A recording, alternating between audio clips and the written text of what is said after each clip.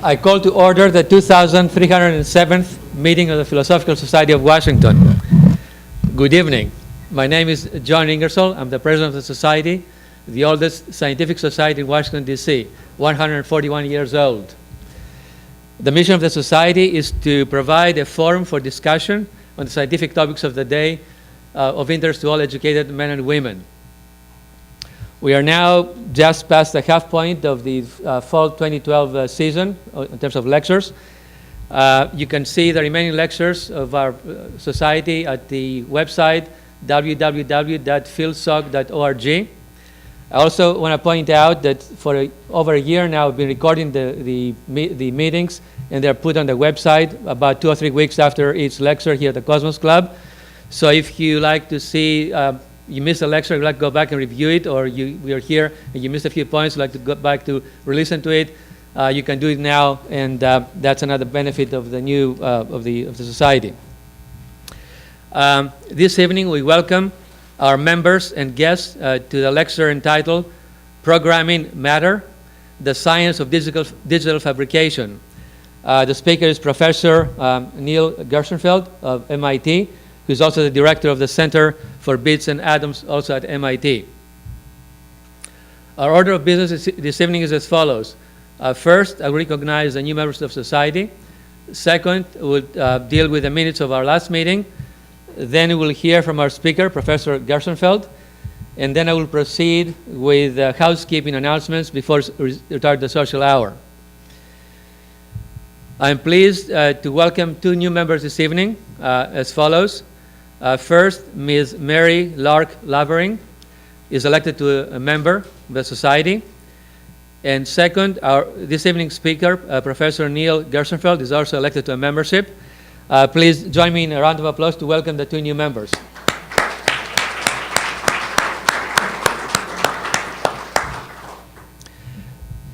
Our recording secretary, Justin Steinmetz, who normally reads the minutes of the previous meeting, is on travel this evening and at a conference. So rather than have another member of the general committee read the minutes, I've elected to have the minutes of last meeting, the October 26th, be read at the next meeting along with the minutes of this evening's lecture.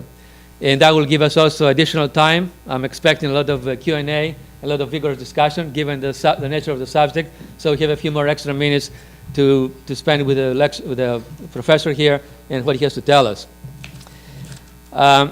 And now to the main event of the evening, Programming Matter, the Science of Digital Fabrication. I'll say a few things about the lecture and then introduce Professor Gershenfeld. The term digital fabrication in common usage refers to computers controlling manufacturing processes or machines. However, the digital idea resides with the machine itself, like a programming tool where you fabricate something like a milling machine and so forth. In fact, the technology goes back almost 60 years now. Started at MIT, where I started programming machines to develop, for tools to develop different pieces of equipment. Digital fabrication, on the other hand, in the context of this evening's lecture, refers to the material we use to produce something. Normally, you use an analog material, like take a piece of steel with a machine, computer control, you can manufacture an actual, say, automobile. Tonight, we'll be discussing how we digitize the material itself. So you have a digital device to make the product, and we have a digital material on the other end to put the product together. And that's a fascination or the context of this digital fabrication process. And of course, we'll hear about more in the lecture. One thing I'm thinking of that, or one way to think of a digital material as opposed to an analog material, is to think of it as a building block. We have building blocks like a Lego toy, and you assemble it together to make a product. So think of it in a somewhat analogous fashion. And of course, we'll hear from Professor Gershenfeld how this applies to the manufacturing of different products. Of course, there are several advantages of this process. One is, of course, precision of manufacturing. One thing of interest to me is the ability to recycle the materials after a product is built out of digital components. gets disassembled, then you can use the same digital components to fabricate another product. So there's not as much wastage as we have today in the analog use of materials. And we'll hear more about that, I hope, in the lecture. A number of labs, including the Speaker's Lab at MIT, are now in the process of developing digital materials for fabrication. So the speaker will describe the historical intellectual parallels between digitizing communications and computation early on, going back 70 years, and now, of course, now in the next phase, which is digitize materials to fabricate products. And he also present research roadmap of digital fabrication that would allow us to make almost anything. I guess some of the claims can do just about anything. I'll be a little more conservative, say almost anything. So anyway, but apparently there's a revolution in the making, and we'll hear about it shortly. So let me now introduce the speaker. Neil Gershenfeld earned his PhD in applied physics from Cornell University. Before joining MIT, he was a member of the research staff at Bell Labs. As I mentioned, Neil is now a professor of MIT. He's also the director of MIT's Center for Bits and Atoms. His lab has developed digital design software and implemented hardware that can directly fabricate an astonishingly wide variety of objects, ranging from musical instruments to molecular quantum computers. The technology has been used and displayed in a wide diversity of ways and settings throughout the world, from the Museum of Modern Art in New York City to rural areas in India, from the White House to inner city community centers. And in fact, as we found earlier this evening, there's a center in Washington, D.C., and we have one member of the team here, and we can discuss later on about that particular application. But we have in our own town here one of the centers under development. And I'm assuming we can sometime be able to visit, not in the near future. Continuing on introducing the speaker, Neil is the author of numerous books and technical publications, including Fab, When Things Start to Think, The Nature of Mathematical Modeling, and the Physics of Information Technology. He has been featured in articles in the New York Times, The Economist, and on the McNeil NewsHour, among others. He is a fellow of the American Physical Society. He has been named one of the Scientific American's 50 leaders in science and technology. He has been designated as one of the 40 modern-day Leonardos by the Museum of Science and Industry. He has been selected as a CNN, Time, Fortune principal voice. He has been named one of the top 100 public intellectuals by Prospect Foreign Policy. And in fact, I'd like to bring your attention in the just issue of Foreign Affairs that just came out in November, December. One of the key articles is How to Make Anything, Neil Gershenfeld, on the digital fabrication revolution that's turning science fiction into industrial fact. However, you don't have to go rush to buy the magazine. We have Neil here to tell us all about what's in this article and hopefully much more. And with that, let's welcome Professor Gershenfeld to the podium to give us a lecture.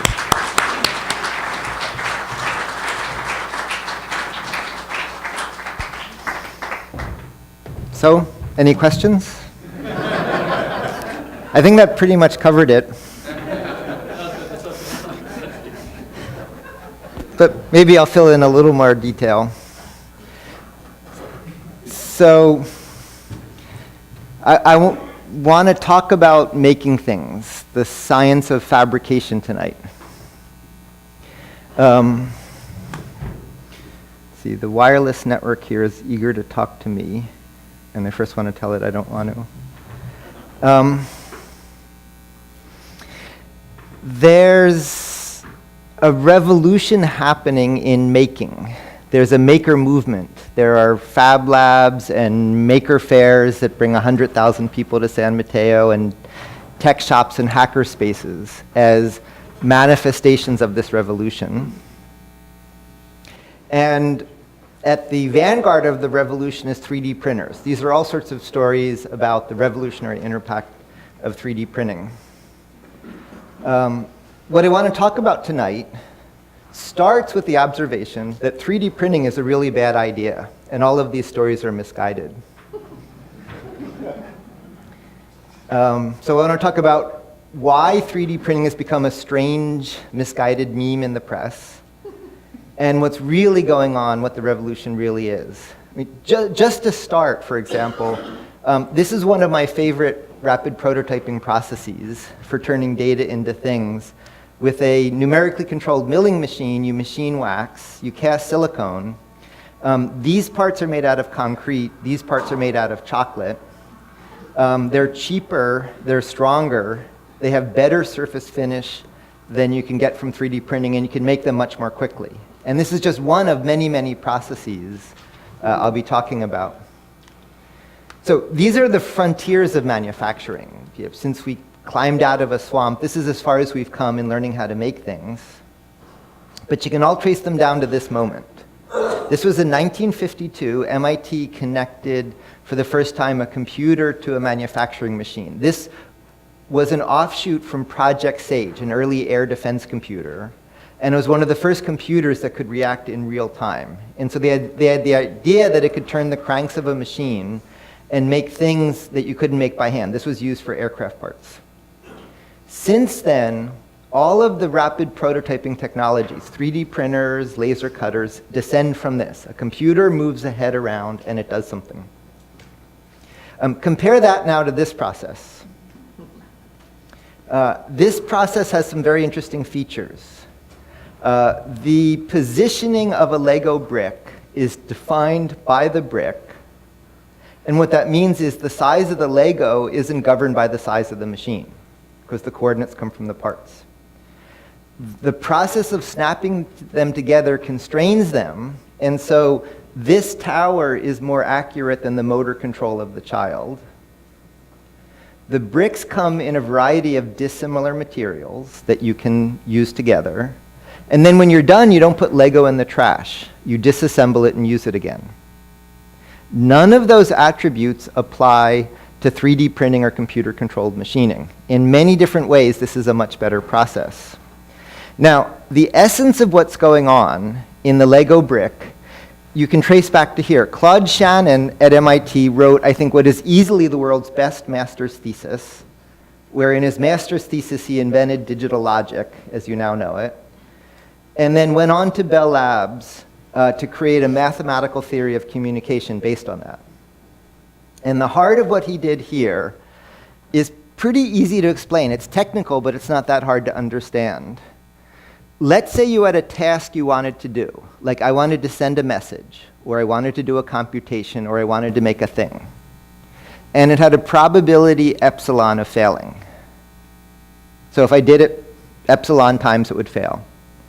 But I could do it 3 different times and vote. So I send you the message 3 times and I vote, and which is the majority. Now, for that to fail, you have to fail twice because you're voting. The probability of that is epsilon squared, and there's 3 ways to do it. Then you could vote on the voting, and then you could vote on the voting on the voting. And if you keep doing that, what you see is the probability of a mistake goes as 3 epsilon to the 2n. So in that line is the essence of the digital revolution. If the error rate in this example is above 1/3, this blows up exponentially and you're guaranteed to make mistakes. But if the error rate is below 1/3, this goes to 0 exponentially fast, where this exponent is the number of times you do it. And what it means is even though your device is imperfect, by this process you get an answer that's perfect. So that's called a threshold theorem. When the error is below a threshold, the error rate goes to 0 exponentially fast.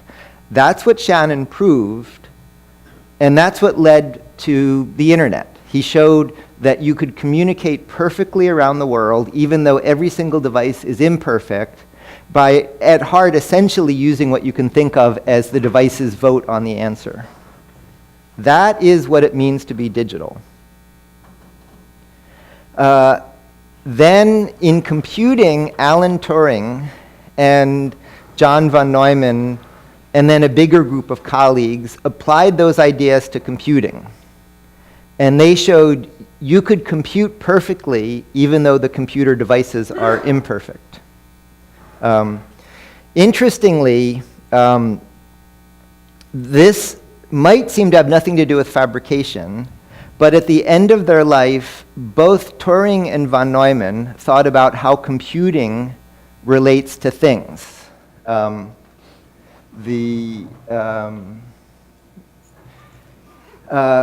von Neumann started making models of machines that could make their own parts. And Turing started making models of how distributed information processing can lead to things like leopard spots. And so they were thinking about computation in physical systems. Now, this idea of digitizing to do things perfectly isn't new. It's actually 4 billion years old.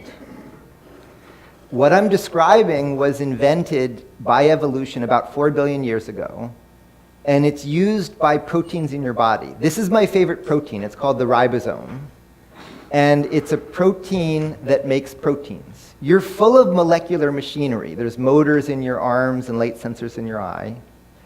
The way they're made is a messenger RNA, which is a code, goes to the ribosome.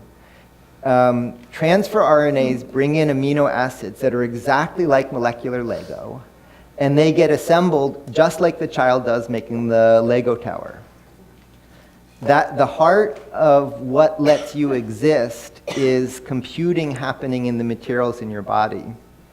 And so what all this adds up to is telephones got worse with distance. Shannon made them digital. You now have the internet. You wouldn't think of using a vacuum tube analog telephone to talk to China. Computers were analog. Vannevar Bush made this at MIT. It's a room full of gears and pulleys, and the longer this ran, the worse the answer was. It diverged with time. This larger group of people digitized computing, and now in your pocket you carry what would have been considered a supercomputer. Every transistor is imperfect, but because of this error correction property, the system works perfectly. So now let's come to manufacturing. The most advanced 3D printer, there's no information in the materials. The information is in the computer. It just squirts material. And in fact, if you've ever used a 3D printer and it didn't adhere properly to the bed and you came back a couple hours later and found a tangle of spaghetti, what you see is that the errors accumulate. There's no notion of state or error in the material. It's just a piece of plastic, and when you're done, you put it in the trash. Where the research is heading is digitizing fabrication, not by digitizing the design, but by actually putting the information into the materials. This hasn't happened. This isn't 3D printing.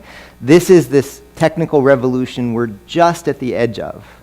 So most of what I want to do tonight is to describe how to do that, and then I'll talk a little bit about the broader implications. So we're pursuing this in stages, from computers controlling machines, to machines making machines, to putting codes into materials, and then programs in materials. So what I want to do is describe a little bit of what each of those looks like. First step in are fab labs. These are community labs doing this in the field. And so I'll show you just a little bit about what those look like. In search of solutions for the world we share. Principal Voices, in association with Shell. We've had a digital revolution, but we don't need to keep having it. We can declare success, we won. What's coming now is the digital revolution in fabrication. My colleagues and I started teaching a class called How to Make Almost Anything. And the idea was just that. It's a program looking at how the digital world relates to the physical world. And one of the core things coming out of the research is the idea of digital fabrication, making the Star Trek replicator, an assembler that makes anything you want by building the atoms on up. This is designed where you put in the ribbon. Millions of dollars of equipment at MIT are like the mainframes of digital fabrication. We can make anything we want using those tools. In 20 years, we'll make it so you can have it in the home. The fab labs are in between. They spread all around the world, letting ordinary people create technology from South Africa to the north of Norway and from rural India to inner city Boston. Instead of spending vast amounts of money to send computers and energy and communication around the world, you can spend much less to send the means to create it. energy, communication, computation. Just to say the words, they sound big. They're being tackled as billion-dollar mega projects top down. Fab Labs is tackling them from the bottom up. We're just finding so many people with such interesting inventions and such great ideas. Sharing that is where I see this going. So all of that was an accident. For the NSF, we set up one community lab with the tools, and they went viral, and there's now approaching a few hundred of these around the world, providing community access to these tools. This is rural India, coast of Ghana, Partidira Township in South Africa, eastern Afghanistan. That's the present. Here's one step in. In these labs, it's about 50K in equipment, 20K in materials, and it lets you make just about anything with commercial machines. One step in are these machines. These are machines that make their own parts. This one squirts, this one does multi-axis machining, this one does printing, this does mold making, this one makes circuit boards. It's a very precise tool that in a piece of copper can cut out a very high-resolution circuit board to make its own electronics. This one has a knife that cuts. This is a large format cutter. This is a whole bunch of different machines that are computer-controlled that do a range of processes, but now the machines can make their own parts, so you can use a machine to make a machine. That's one step in. This is a fun one a couple of my students did. It's a whole little fabrication lab in a briefcase. So this one, you open the briefcase, it's a 3-axis gantry, and you can put on the head a printing head, a milling head, or a cutting head to have a whole little portable fabrication facility with a couple $100 bill of materials. And so the second stage we're passing into now are where the machines are able to make their own parts, and if you want a machine, you go to a machine and then you make another machine. Now, in that stage, there's a bunch of things you have to do. Oh, yeah, this was another example.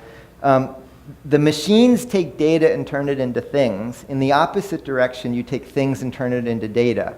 And a couple months ago, we ran a fun meeting with the Defense Department and TSA on the security implications. And for that meeting, what we did is we took a TSA padlock. One of our favorite prototyping tools is a high-resolution X-ray CT scanner.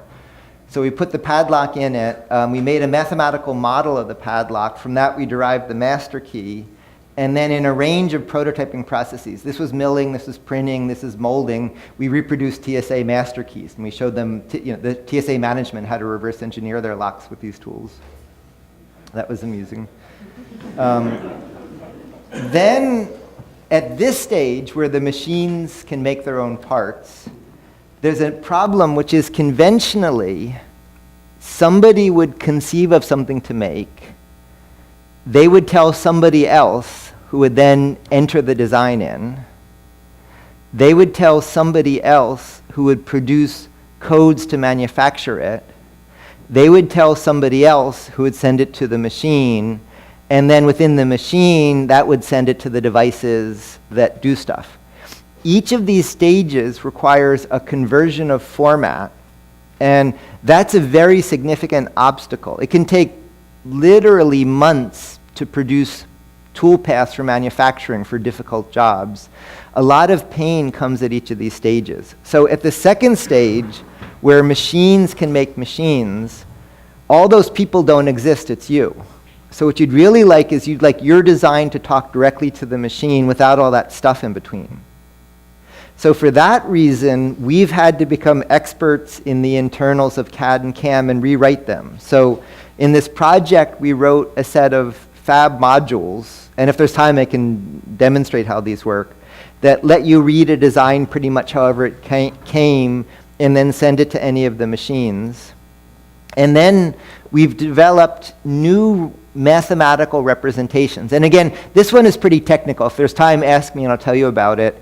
The way conventional engineering systems represents objects has historical legacy from how computers worked 30 years ago. There's much better ways to represent an object that's embodied in how these work. And then there's entirely new user interfaces that let you do very powerful design, but in an accessible way. And again, I'll just mention that if there's time, I'll do demonstrations to show you how that works. And then finally, the last part of it is instead of sending a file to the machine, what you really want is the math to talk to the machine. So what we do is we make machines that don't have any notion of a file, they're just networks. And then the data structures that are your design get to talk directly to the motors without all this intervening stuff with virtual machine control. So those are stages in machines making machines and rewriting the software to drive them. Okay. Here comes the stage after that. If you go back to the Lego bricks, you can think of this example as Lego but for electronics. So now these are tiny bricks. These are the size of tiny surface mount electronic components. And in this case, there's conductor bricks and insulator bricks. And so conventionally, you make circuits by etching them. And it's hard to make circuits with many layers and to stitch the traces through them. Here, what you do is you snap together these bricks of electronic materials. And this machine, instead of being a printer, is an assembler. It places these parts. What we're working towards is then shrinking the bricks small enough so you can do things like make integrated circuits. And what's so interesting about this stage is now instead of a piece of plastic, the assembler can place high-performance functional materials like conductors. And if you don't like the design, you can unbuild it. You can disassemble it and put the parts together again. So there's a whole science of materials. I won't do the details, but these are all different properties of these materials specified solely by the code of their construction. It's not the chemistry. It's just by where you place the parts lets you dial up material properties. These beautiful structures are making snap together like the Lego, but in this case, these are high-performance carbon fiber composites that we're using to make the world's lightest, strongest materials for aerospace. We make special tools to make Lego composites, snap them together. And if you look at their strength versus weight, they're the world's lightest, strongest known material. And then what you can do is, in what I'm showing here, there's two kinds of these Lego bricks, but that are carbon fiber. One is rigid, and one can flex in one axis. And by placing them, you can make materials that deform in ways you design. And so what this is aiming towards is not just lighter, stronger airplanes, but airplanes that can flap their wings. Very, very literally. There's very good aerodynamic reasons to do that. One of the companies we're working with to do this is Spirit Aerospace, which used to be Boeing's factories. And they have an autoclave the size of this whole building where you bake a 787 with one long carbon fiber composite fiber. And what's emerging from this is instead of that one long fiber, it's actually lighter and stronger to link these little parts together. And so this discrete assembly makes better materials. So that's the next stage in. The first stage was the computers run the machine. The second stage was the machines make the machines. The third stage is you assemble the materials. That's when one machine can make a whole functional system, and that's when technical trash goes away because the materials can be disassembled. And then the stage after that is when you program the material. So this is research on programming matter. In what we're doing here, we developed a way to take a 3D design and turn it into a one-dimensional code that becomes the 3D shape. This is the opposite of protein folding. In protein folding, you need to figure out what protein does the genetic code make. Here we're asking, given a shape, what is the code that folds into it? And it turns out, mathematically, that's an intractable problem, but there's some tricks that make it tractable. So in this video, each joint only knows one piece of information. It either wants to go to the left or the right. And when everybody acts on that one little piece of information locally, you get the shape globally. So we've implemented that over 9 orders of magnitude. We've done it in assembling DNA and nanoclusters and microfluids. We've made robots where this is a segment of a robot that works like a mechanical protein. It's a robot that can turn into any shape. And one of the most interesting versions is we've developed a micro-robot where the robot is essentially one continuous string sprinkling processors and motors. And we had to invent an entirely new kind of motor. And if you're interested, ask me about that, and I'll tell you about the new kind of motor to make this one-dimensional robot that can change shape into any other kind of robot. And then finally, we get to the most ambitious thing we're doing in fabrication, which is this. The way you make DNA in the laboratory is what's called solid phase synthesis. You have an anchor particle, and then there are 4 bases, A, G, C, T, and you use what's called a protection chemistry. So you start with this anchor, then you expose the anchor, and you pick one of the bases, A, C, G, or T, and you wash with it. So you saturate it. Then you wash that away, and you add a capping group. Then you wash that away, and then you wash with the next base. And by this sequential process of capping, linking, washing, one base at a time, you build this growing change in the protein. So that's how DNA is made in the laboratory. What we're doing now is based on the coded folding I showed you, where I can tell you a path to follow to make a 3D object. We're doing what's called DNA origami, where you take short strands of DNA to make shapes. And we're making shapes that fold to the left or fold to the right. So instead of washing with AGCT, we wash with left or right. And so you sequentially wash with folds.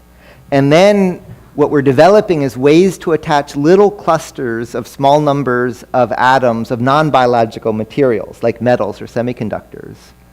And so we're making a kind of a 3D printer, but what it does is it grows nanostructures. It prints with atomic precision by growing the objects. And so here now is literally the synthesis of everything I'm describing. The machine isn't squirting materials. The machine is sending codes into the materials that are causing them to organize into what you want to make with atomic precision. And rather than just making one at a time, it's massively parallel because each of these anchor beads grows one of these seeds. And so we're growing geometry to make functional systems. And so that's ultimately, there is no machine, just the materials themselves are coding for their construction. And so that's what the research roadmap looks like. Everything I described will take about 20 years to finish. From the NC mill to the using the machines today, to the machines making machines, to the goal quite explicitly is to make a Star Trek replicator. It's to make something that makes anything from the atoms on up. And the insight is that's really a problem in embodied computing in materials. The way you get there is by putting the information in the materials, not in the system. Again, that may sound a little abstract, it may sound a little formal, but think about the transition from analog to digital phones and computing. That's exactly what's happening now. So that's the revolution coming. That's the science. Now, the surprise for me, and the reason articles like this exist, is the impact of the parallels. So the 1952 machine tool is very similar to a mainframe. Mainframes cost millions of dollars. Only a corporation could afford to use it, or a big institution. Then, this is one of my favorite pictures. It's Ken Thompson and Dennis Ritchie at Bell Labs inventing Unix. This was a PDP computer. This is when computers went from $1 million to about $100,000 and went from a building to a room. And what that meant was, rather than the use of the computer being defined by an organization, it could be defined by a work group. A group of people could pick what to do. So they could decide to invent Unix and not have to get lots of approvals from above. And everything you do with a computer today pretty much came here. So video games, word processing, the internet, email, all of that happened in this stage. This is pretty much exactly the same as the Fab Labs I showed you. The PDP wasn't a computer. There was a processor rack, there was a storage rack, there was a communication rack. You had to plug them all together. It wasn't easy to use, but with all of these together you could compute. in the same sense that this fab lab is about 10 machines, and when you have all of them, you can make stuff. The machines that make machines like this are very similar to the hobbyist computers. This was the Altair. The killer app when the Altair came was you would flip the switches on the panel to load a program, and after you did it, the lights would blink. That was it, and it was life-changing. For people like me, it was absolutely a life-changing experience because here was computing you could own, and that's very similar to these machines. And then we get to the PC. The 3D printer is not the PC of fabrication. In the PC, there was a processor, there was storage, there was communication, there was display, all integrated in one easy-to-use box where you didn't have to pay attention to what's in it. The personal fabricator is the machine that lets you make complete functional systems that has to integrate all of these processes. Today, you can do it with this. Many years of research come to put it in a box. Now, what you should learn from this parallel is the casual sense of the phrase digital fabrication here means I can send you a design and it becomes a thing, or you can have a thing and turn it into a design and send it to me. The deep sense is the code is actually in the thing itself, for all the reasons I described. But if you look at this transition, the PDP didn't, in a sense, disappear. Just every year it got a little faster and better and cheaper. And you didn't have to wait for the iPhone to invent the internet. It happened in this stage. And further, if you look at this stage, in popular perception, boom, one day there was the internet, but in fact, it was just like clockwork doubling. There was one internet host, then 2, then 4, then 8. It was just following an exponential doubling, and at some point that became perceptible. In the same sense, these digital fabrication facilities may seem like they're suddenly bursting, but in fact, they've just been doubling from the beginning. And the lesson from this parallel is today you can do the equivalent of inventing the internet for things. It'll get faster and better and cheaper, but you don't have to wait for the technology to be finished to figure out how to use it. So I began to appreciate that when the lab I run at MIT, we wrote a proposal to NSF to work on this stuff, and we said we wanted one of every machine to make anything. And we got NSF on a good day. So they said yes, and we set up that facility. And then I had a problem, which is it would take a lifetime of MIT classes to learn to use the machines. So I started a class modestly called How to Make Almost Anything, which was just that. It was how to use all these machines to make stuff for the research. That was aimed at 10 or so research students. And then a series of surprises happened. The first was hundreds of students showed up begging to take the class. The second is they would say things like, this seems too useful, can you teach it at MIT? Then they would do projects. And so Kelly was a sculptor, no engineering background, and this was her semester project. Oh no, see, I don't have that linked here. Oh yeah, I do. Hi, I'm Kelly, and this is my scream body. Do you ever find yourself in a situation where you really have to scream, but you can't because you're at work, or you're in a classroom, or you're watching your children, or you're in any number of situations where it's just not permitted? Well, Scream Body is a portable space for screaming. When a user screams into Scream Body, their scream is silenced. But it is also recorded for later release, where, when, and how the user chooses. And go into the main building, up to the second floor, and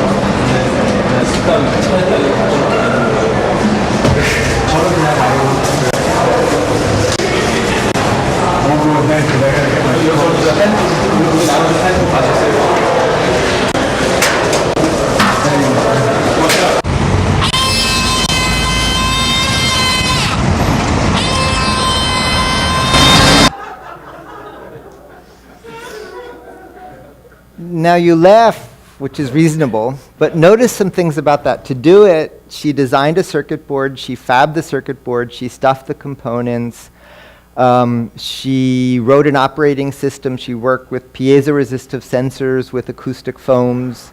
In a conventional company, it would take a whole team of people to do that. And then what group of middle-aged marketing executives would target personal screaming as a market need. But she didn't do it for business, she did it because she wanted one. This was a web browser for parrots. Parrots have the cognitive ability of about a 2-year-old child. They go crazy left home alone. It lets parrots talk to the other parrots, surf the net. This was an alarm clock. You have to wrestle with the alarm clock and convince it that you're awake. This was a dress instrumented with sensors and spines, and if somebody comes too close, it defends your personal space. This was a self-flapping origami crane. And these happened so consistently, year after year after year, that I realized the students were answering a series of questions I hadn't asked. So,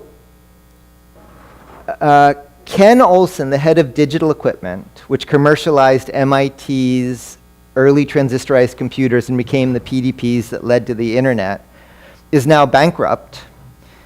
DEC's founder famously has a quote saying, "Nobody needs a computer in the home." It's a little out of context, but quote says, "Nobody needs a computer in the home." Of course you have a computer at home, but it's not there for inventory and payroll. It's to listen to friends, listen to music, talk to friends, do all the things you do. In the same sense, the reason to have a computer at home isn't to make what you can buy in Walmart. It's to make what you can't buy in Walmart. It's to make products for a market of one person, you. You don't need to make things that are mass-produced. You don't add value to that. You use it to make things that are personal, that are expressive like this. And that touches something very, very deep.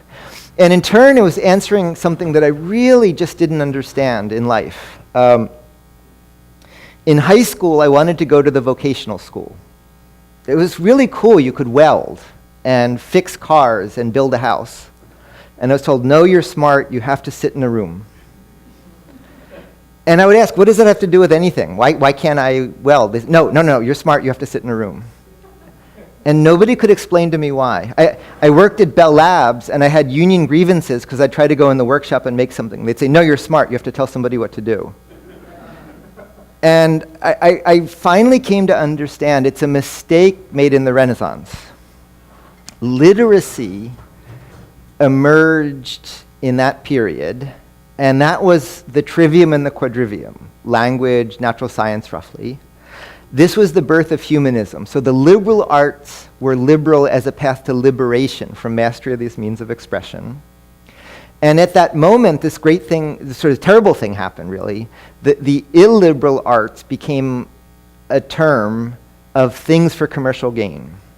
So the illiberal arts split from the liberal arts and just became for commercial gain. That's when art and artisans diverged. And it's a split we've lived with ever since. And what the students are showing is microcontroller programming or 3D machining is every bit as expressive as painting a painting or writing a sonnet, but they're means of expression that didn't exist in the Renaissance. And so it's really a new notion of literacy, of the mastery of these digital means of expression that didn't exist before that the students are doing. So in turn, where these fab labs came from was around this point, Congress passed something called GIPRA, which was measurement and accountability, and told NSF, measure and account for your impact. What are we getting for our money? NSF didn't know how to do it, so they turned to the grantees and said, measure and account for your impact, and show social consequences. We didn't know how to do that, but we thought the tools were much more cool than the description, and we had adventurous NSF program managers. So what we did was millions of dollars of your tax dollars on our campus, thank you, to build these machines for the research. And then in 20 years, it'll all get integrated into a molecular assembler that fits in your pocket. The fab labs came from a kind of a market research. We took the best used suite of tools, made some custom processes, and set up just one, and that was it. But then came this viral spread. There's a strong Ghanaian connection to Boston that led to Sakandi Takaradi. There's a strong South African connection to Ghana that led to Soshin Govi. There's a strong Indian connection to South Africa that led to Pabal in Maharashtra, just this viral spread. And then what happened is everything I just showed you started happening in the field. So 8-year-old Ghanaian girls in a coastal village doing surface mount rework and loading microcode, which I suspect most of you can't do. And so these kids aren't catching up.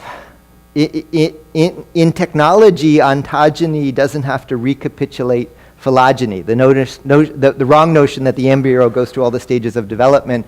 They're skipping over. I didn't do any of this stuff till I got to MIT.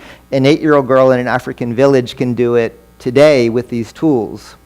So in these fab labs we set up in the field, today the $50K in machines, this is a large format mill that you use to make things like furniture, bicycles, boats, composite tooling. This is a precision mill for circuit boards and soft tooling for molding and casting. A computer-controlled laser that you make press-fit kits of 3D parts from 2D components. Sign cutter for screen printing, flex circuits, antennas. 3D printer, 3D scanning, soft tooling, molding, casting. This is a $1 high-speed embedded microcomputer chip that you can load programs for radios and lights and sounds and things like that, and electronics, and then CAD and CAM and for it. So that's about $50K in equipment, $20K in materials. To my introductory comment, once you have all of these, the 3D printer is maybe the 5th most used tool. People would kill over the laser cutter, the 3D printer not so much, just because it's slow, it has mediocre material properties. There's some things that you can't make any other way you use it for, but it's certainly not the most used tool. You know, the suite of tools let you make functional systems. So here's some examples. In the soft tooling, this is a bunch of examples where you mill wax, you cast an elastomer, and then you can cast metal, you can cast food, you can cast polymers. I like to use very fine concrete as a strong material that's cheap and that's friendly to dispose of. This is laser cutting a snap-together boom box, precision machining to make the circuit board, sign cutter to make flexural structures, large format mill, this is in this case, this is a mono-wheel bicycle. Again, with a large format mill, this is making composite tooling, where in this case the composite is natural fiber, i.e. this was somebody's blue jeans. They turned into a hard shell briefcase with composite resins. So once you have all of these tools, this is kind of the suite of capabilities. You need one of each of these today to make functional systems. This is eventually what the research will smush together, but you could fit all of this, say, in twice this stage and use it in a community scale. So you can think of this in powers of 10.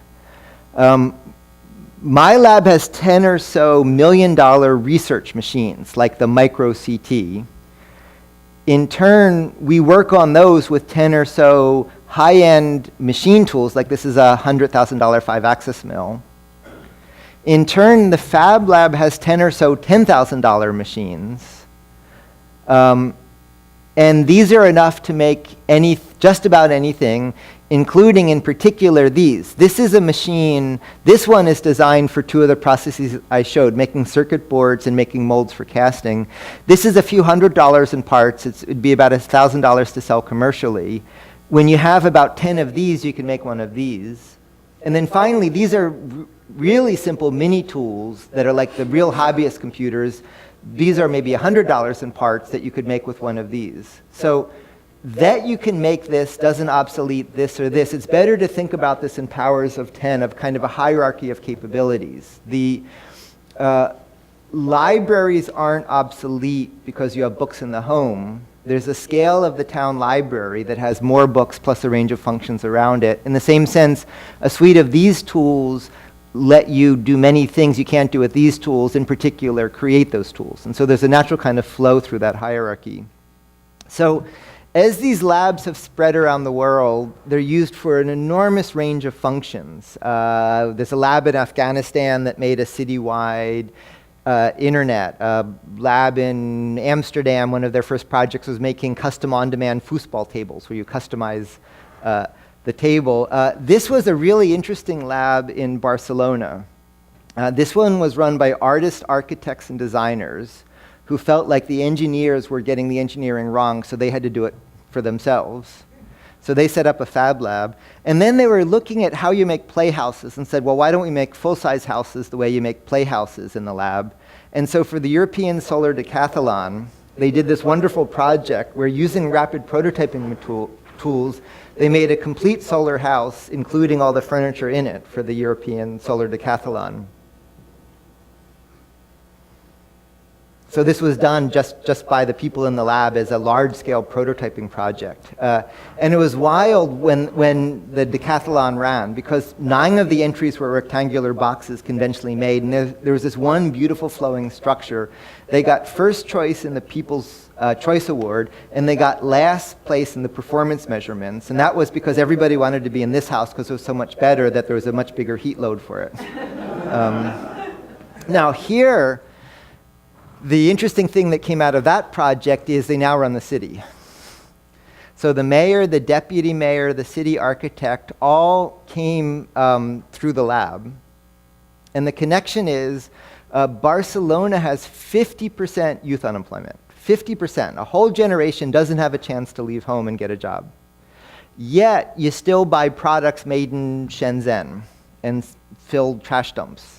So what they're doing as part of the civic infrastructure is setting up fab labs all around the city so that you're globally connected for knowledge, but the skills and jobs are local with the means to make things. So they consider IKEA the enemy. Rather than IKEA divining what you need and shipping flat pack to you, everybody can make on-demand custom furniture, or you could pay somebody to make it for you, and a designer in Barcelona or somewhere else in the world could customize it. So you could go to Phyllis's lab and say, I've got I want a dining room table this size that fits that, and here's the sort of style I want. And you could design it there, or you could say, have a designer in Barcelona design it for you and send it there, as an entirely new notion of economy. There's a wonderful fab lab in Manchester, England, where 3/4 of the world's mills used to be during the Industrial Revolution. Now they have 2 football teams and no real industry.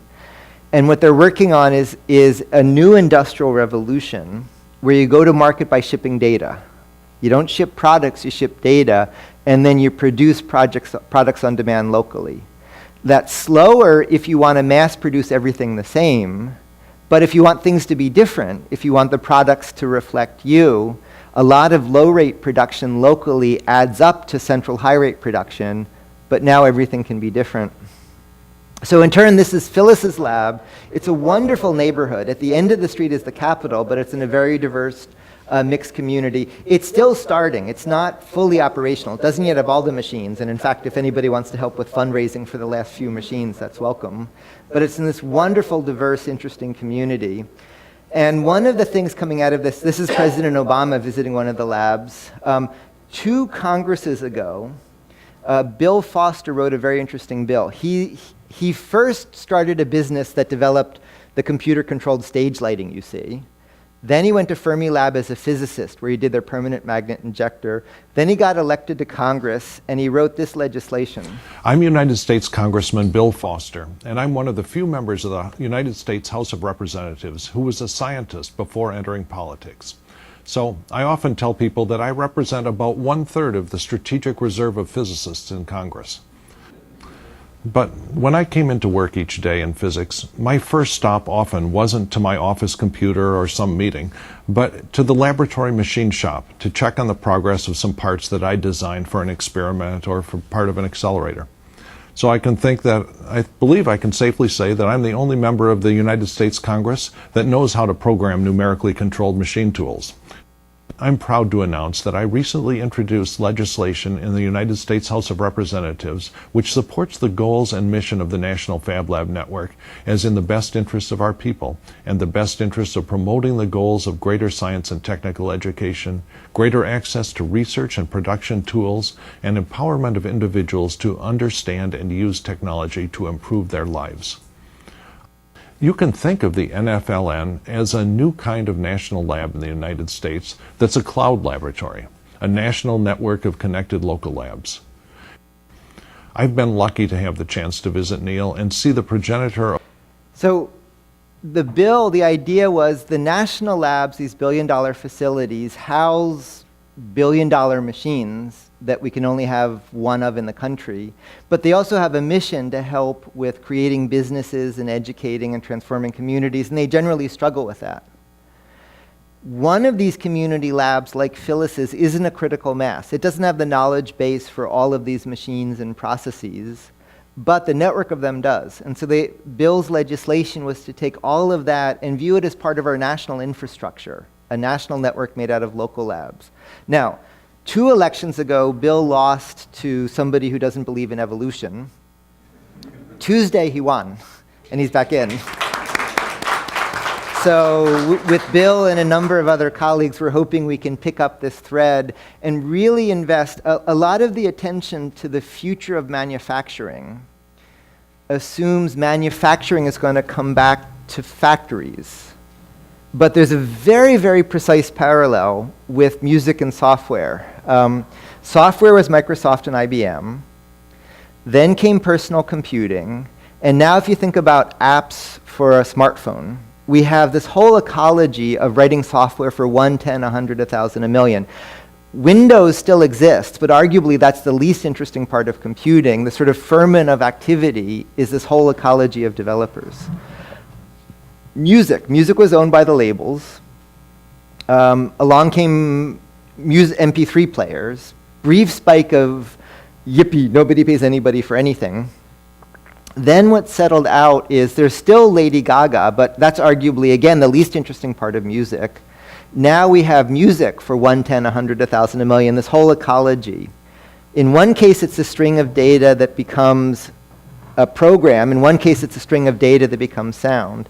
Now in digital fabrication, the string of data becomes a thing. And so it means manufacturing can happen in the same sense of scales of 1, 10, 100, 1,000, 1,000,000. It doesn't replace mass manufacturing, but it does mean mass manufacturing becomes the least interesting manufacturing. That's where everybody needs the same thing, and it creates all these new scales where the jobs that come back and the manufacturing that comes back is this ferment of this accessible scale, not just big machines in a big factory. So the final thing I want to talk about is we then had a problem. One of our fab labs, the one you saw in that first video, is a few hours above the Arctic Circle. It's so far north that satellite dishes look down, not up. Hans Christian was considered a problem at the local school because he had learned everything they could teach him and just didn't behave. So I showed him some demonstration projects, and the next time I saw him, he made this robot truck in the fab lab. He designed the circuit board, put motor controls on it, did 3D design of the body. The windshield was an LCD. This is Chapiso at this lab outside Pretoria in South Africa, in Soshangovi. And I didn't realize she was using her fab lab to follow work in my classes at MIT. So Hans Christian or Chapiso are so far ahead of local educational opportunities that they were falling off a cliff. Their version of my experience was they're now told, you're smart, you have to leave, you can't stay here anymore, which is exactly the opposite of what we want to have happen. And so we started a project called the Fab Academy. And the way this works is students have peers in work groups with mentors in these labs. Then they're linked globally by online video and content sharing. But it's a distributed network for education. In computing terms, you can think of MIT as like a mainframe. You go to MIT and get processed. And there's very limited capacity. We can fit a few thousand people. And MIT is based on a series of assumptions of scarcity. You assume the books are scarce, the tools are scarce, the people are scarce, so you have to go there. And we say no to almost everybody. Then distance learning gets a lot of attention now, but distance learning is a lot like time sharing. There's still a central educational mainframe and you're a terminal connected to it by yourself. You can think of these, the way the Fab Academy works is like the internet. It's a network of educational nodes that are linked. Global leaders do interactive lectures out to this whole network, but the students are with peers in work groups with the tools, with local mentors. Then that's in turn connected as a network.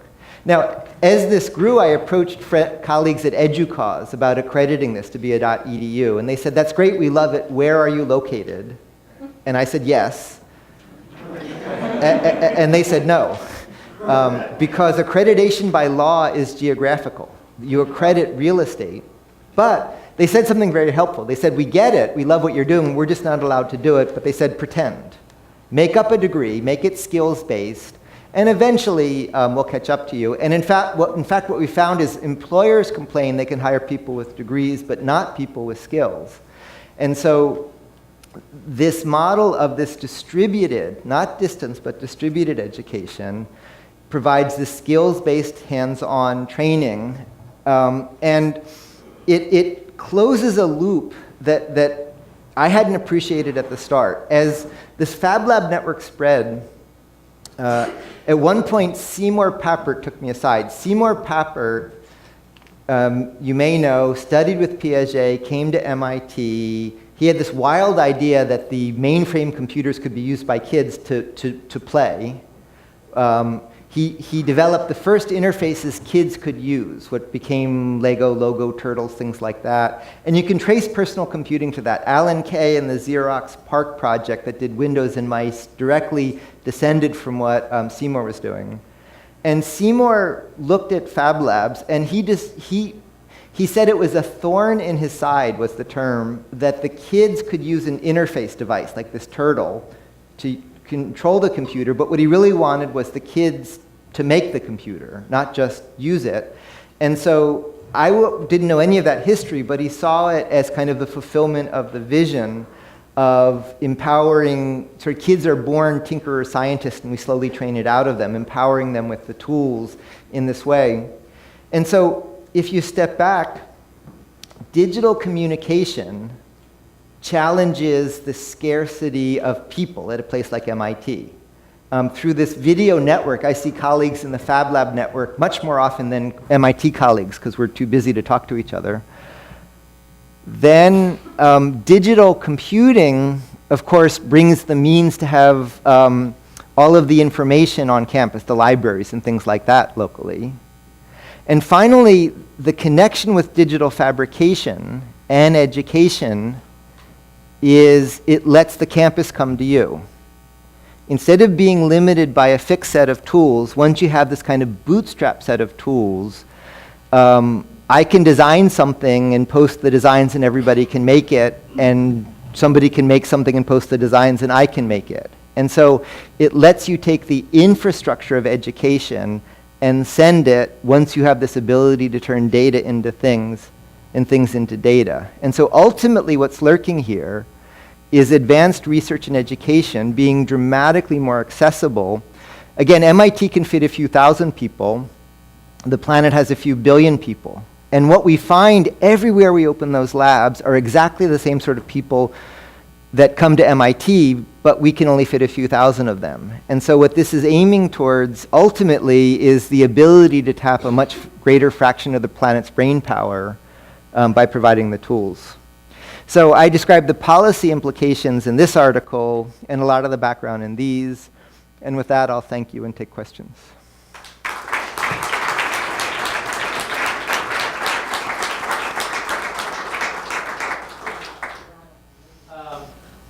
Please, the auditorium has poor acoustics, so stand, very good question, and also state your name, your affiliation with a member of society. Let's start with Bill. Gentleman behind you. I'm David Bile, and I have a question regarding the process for people to make the code, to make the things that they find are useful. And how does that play out with software patents? With software patents? Yeah. Oh, well, let's see. Well, there's two parts to your question. One is, how do you use the software? How do you make software that's easy to use? And one is intellectual property. So let me answer the intellectual property one. That's very easy, and it's a very satisfying answer. There is no IP. But to say that carefully, in my day job at MIT, I spend a lot of time working on IP. We create IP, we protect IP, we manage IP. I know a lot about IP.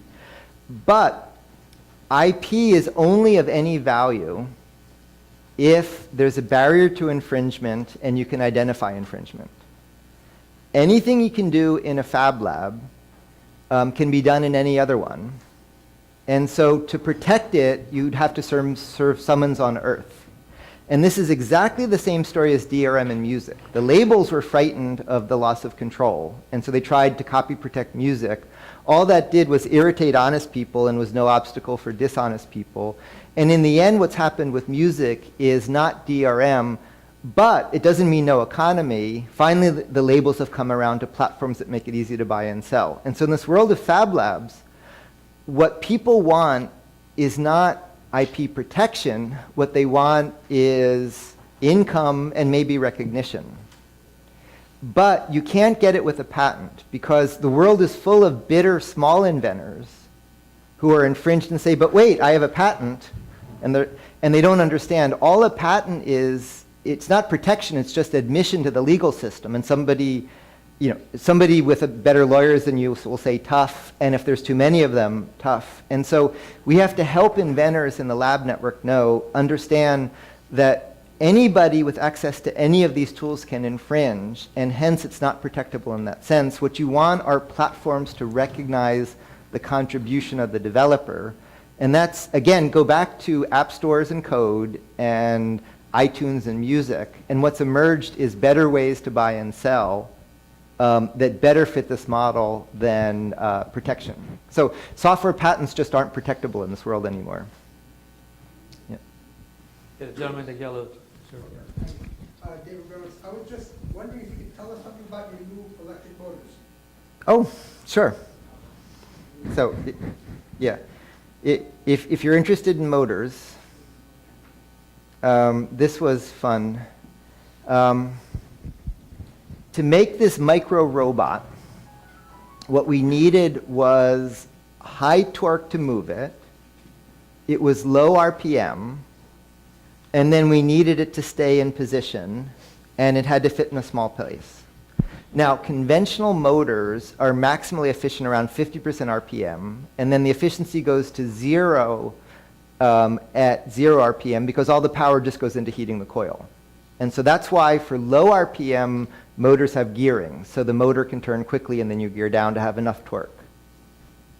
So what we invented here was what's called an electropermanent motor. So at a junkyard, when the crane picks up a car, it's not an electromagnet, it's an electropermanent magnet. And what that means is you bias a hard magnet with a soft magnet.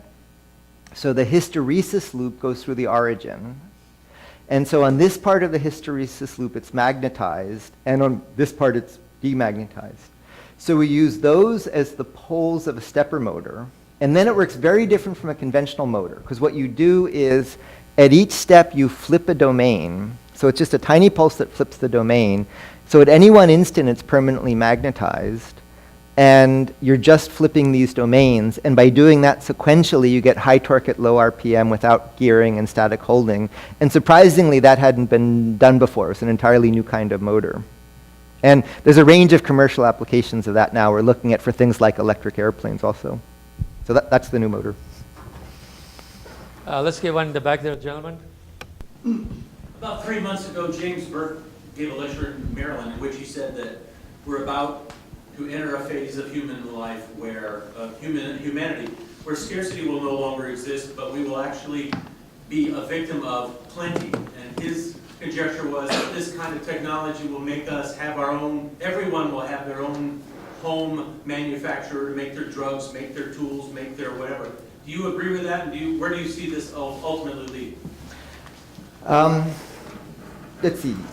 I don't agree in the sense that historically any new technology is used for bad stuff and good stuff, and life goes on. And there just isn't precedent for a technology suddenly making the end of anything. So just by historical extrapolation, however great we think this is, I don't believe it. So that's the negative answer. Now, there's a flip side answer, which is I have a very kind of complex relationship with Ray Kurzweil, where all of his extrapolations of singularity, I don't really buy. But if you actually look at the math he does and the measurements he does them carefully. And if you look at the work I do, all of the work I do fills in points on his curves. So I keep finding I'm filling in points on Ray's curves. And so you can't completely ignore it. And so the way I would take that is there's just aren't historical grounds to believe in an end of plenty. But what I do believe, because I've really seen this, is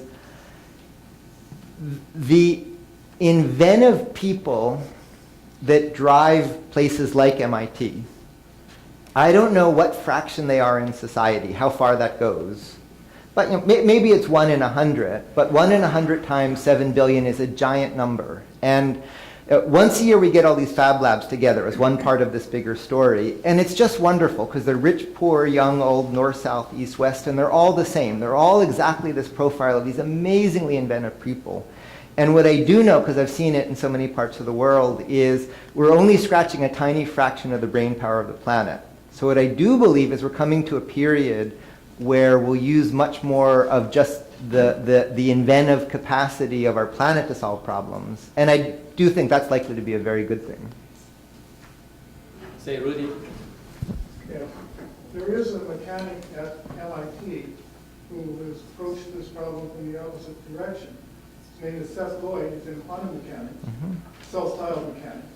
And he wrote a book called Programming the Universe. Have you talked to him about that? So I made the world's first quantum computer. I was part of a collaboration that showed how to program nuclear spin dynamics, and I developed that with Seth Lloyd.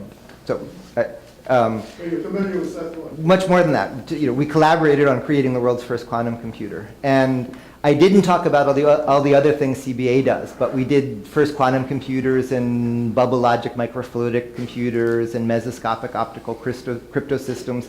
And what relates all...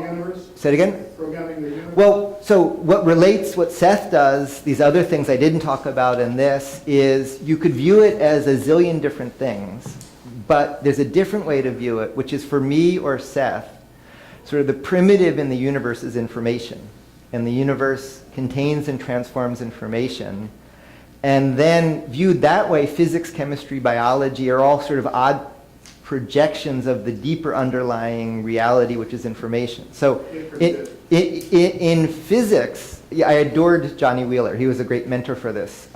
In physics, there are all these funny sort of singularities that are hard to deal with because physics is based on floating point numbers. But if you start by thinking, but that means a finite space would have infinite information. If you start with information as a primitive, a lot of things in physics end up making much more sense. And so for people like Seth or me, information in the universe is how the universe works, and these are all different manifestations of doing it. And viewed against that, I did the early work in quantum computing and now have progressed to this work on coding and materials, and they're all different aspects of that same story. So absolutely, yeah. Let's hear the gentleman here. So one thing you were talking about, which I get in is this idea of the information within the material itself versus outside of it with printers. I get that in terms of cells with DNA, but I don't really see how that's applicable outside of a biological context. Oh, so yeah. So if you start with where I began here, there's a very clear meaning. So if you just look at this tower, each brick, the posts have a spacing. The spacing of the post and the brick defines a lattice so that when you assemble them, the positioning is relative to the other bricks. Okay?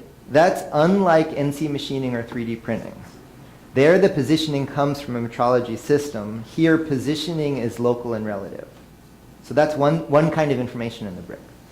The second is the bricks don't snap if they're misaligned. When you get it close, it constrains, and you have to, when you get it close, it helps, it aligns you and registers. And so the straight edge here doesn't come from the child having a ruler and measuring the position. It comes from the error constraint of the post snapping. So that's the second kind of information in the brick. There's a third kind. These are different colors, and you can get clear ones or flexible ones. Each brick is a different type of material. And that's exactly analogous to the types of amino acids. And then these joints are bidirectional. And so when you're done with the tower, the bricks contain enough information to separate them into decomposable pieces that are reusable. So that's all, in exactly the Shannon sense, information in those bricks. And so if you jump ahead to the sort of assemblers we're making, we're doing them on many scales. This is developing assemblers for electronics. We're developing assemblers for aerospace.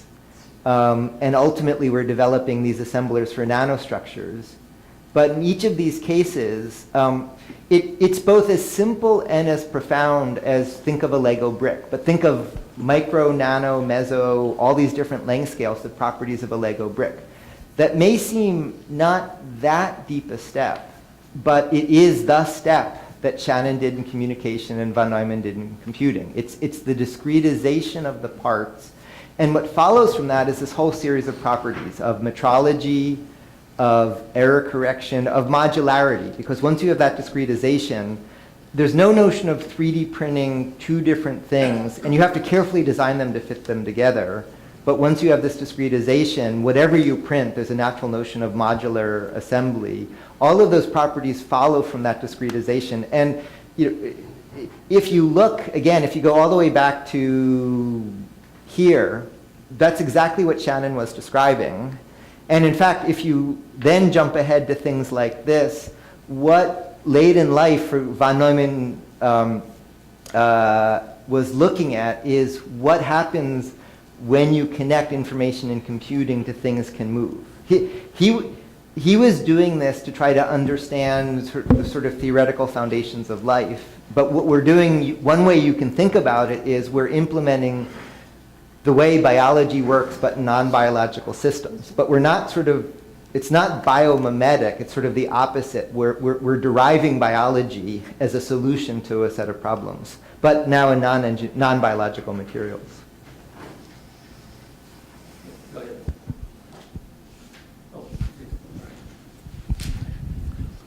Hi, I'm Bob Hershey. I'm a consulting engineer. What kind of feedback are you getting on the devices manufactured from your process? Let's see, it's a different answer in many different domains. So in the kind of emerging advanced materials I was describing, there the industrial interest is intense because of severe pain. So in things like the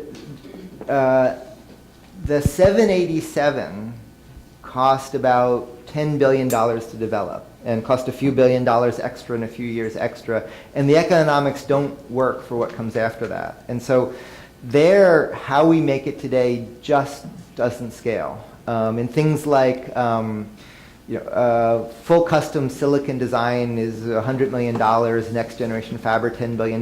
In a lot of these areas, just how we make stuff is breaking. So there is tremendous industrial interest just because the problems are so severe.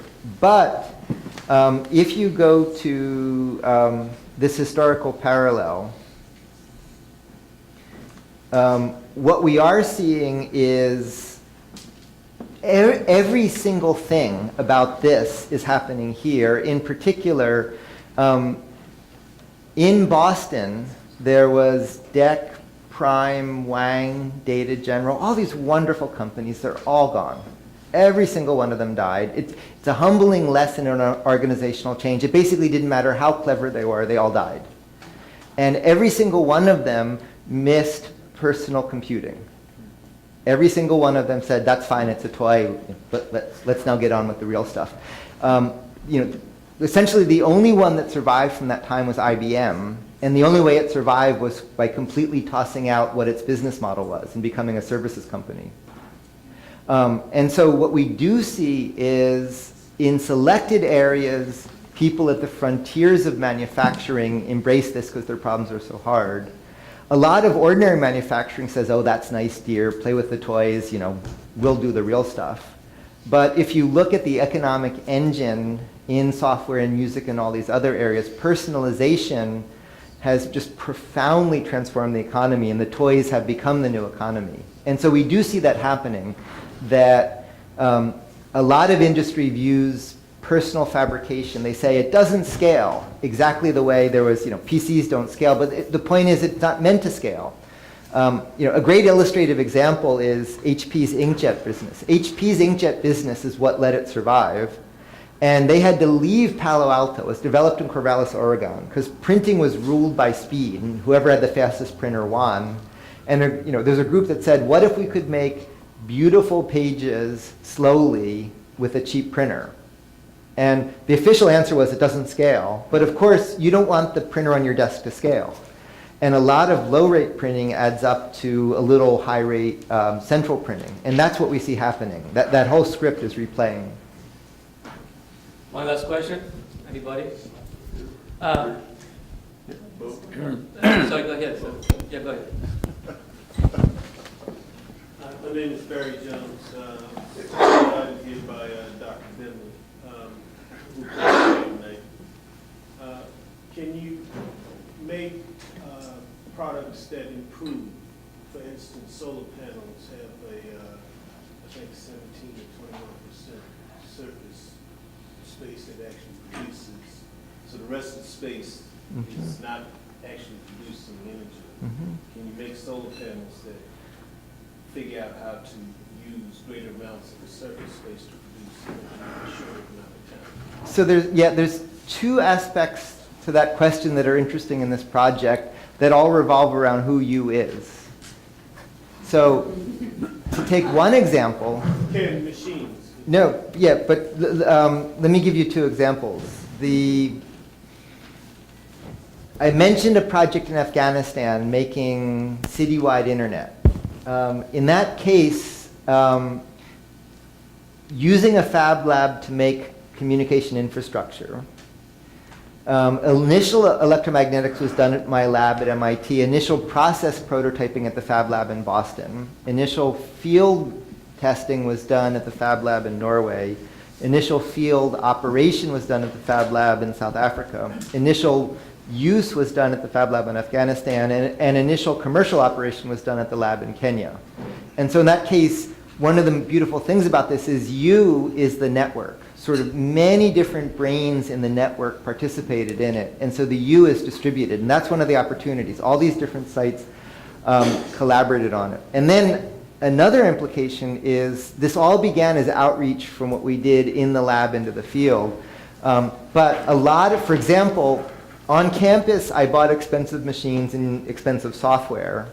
For the fab labs, we used cheap and cheerful machines, and we wrote a lot of the software. And then we noticed it was better than what we're using on campus. So now there's a real back action where a lot of the things from the fab labs are changing what we do on campus. And it's gone far beyond outreach, so there's this big back action of the development in the field changing what we do back on campus. So there are many senses in which the answer is yes, but the you is a much more interesting answer.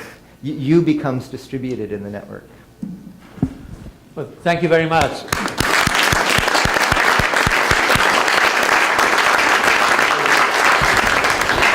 We have here the memento. It's the lecture announcement, framed and signed by all the members of the General Committee for you to keep. Okay, thank you.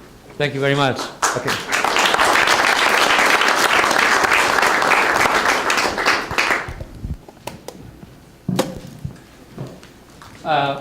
Since you mentioned Phyllis Klein, Phyllis like to stand to be recognized. Phyllis is the local director, I guess, of the local fab lab. I invite you all to come visit. Our website is fablabdc.org. So if you like to manufacture something or contribute to the laboratory, there are still some needs to make things. So Phyllis will accept either one.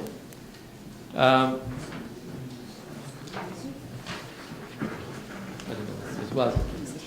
And now, Neil will be around during the social hour to answer more questions. I'm sure there'll be more questions to be asked of Neil. Very fascinating subject.